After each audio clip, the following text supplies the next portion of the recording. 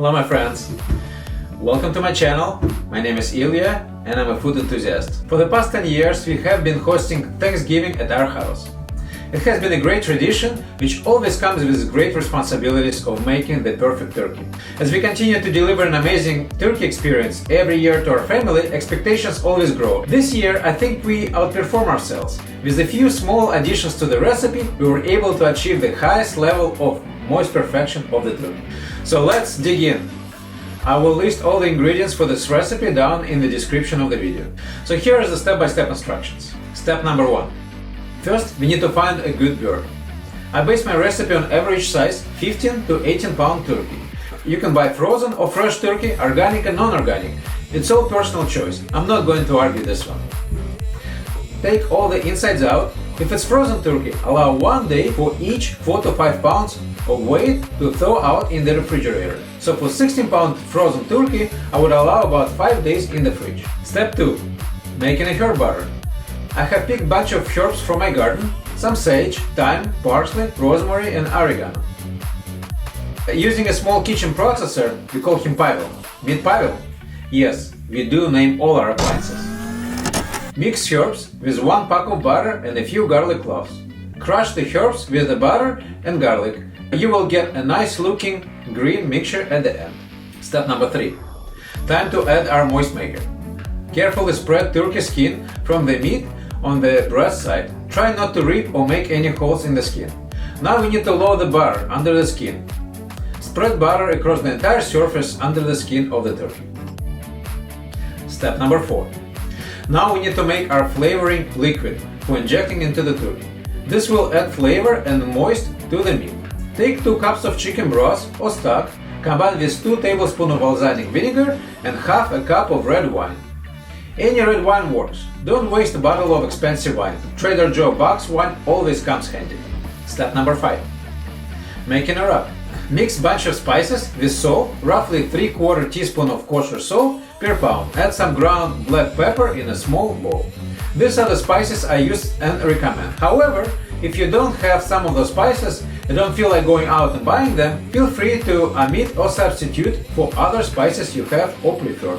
You may use fresh or dry herbs. If you're using fresh spices, double the amount listed. Add some cooking oil to the mixture, about 3 to 4 tablespoons. I use avocado oil, but you may use whatever oil you have. Step number 6. Time to stuff the bird. I don't use a traditional bread stuffing because, in my opinion, it dries out the turkey and extends the cooking time, which may result in dry turkey. I use 1 apple, onion and half orange. Step number 7. Using meat injector, inject the brine into the turkey. As you can see, I missed the first time. You need to make sure the brine goes inside the meat. I target breast first and whatever is left goes into the legs.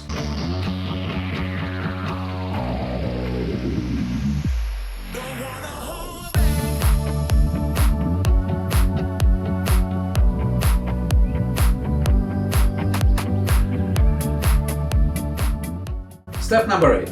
Wipe turkey dry with some paper towel on the outside and rub all over with a spice herb oil mixture.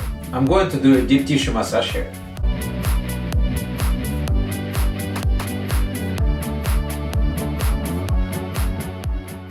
Step number 9. I'm using a poultry oven bag for my recipe. I personally think this is a great invention and helps to speed up the process and ensure the turkey will come out moist. I get it in a grocery store where I buy my turkey. Add 2 tablespoons of flour to the bag. Any flour will work. It will protect the bag against bursting. Make about 6 slits on top of the bag, seal it up and send it to the oven. Please refer to the cooking guide that comes with the bag. For my 16 pound turkey, it will take about 2.5 hours at 350 degrees Fahrenheit. I always put turkey on the breast side down, so when the butter melts, the breast side actually cooks the entire time in some butter turkey broth, which is the key to moist meat.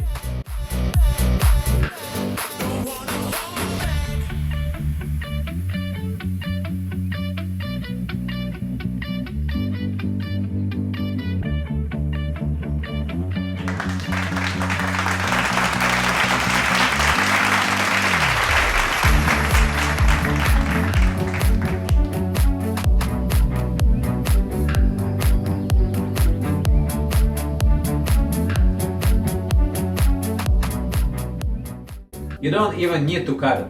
It actually falls apart.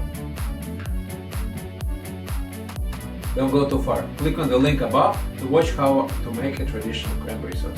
I hope you enjoyed this recipe. Click the like button, subscribe to my channel and turn on notifications so you don't miss future videos. Thank you for watching and have a great holiday season.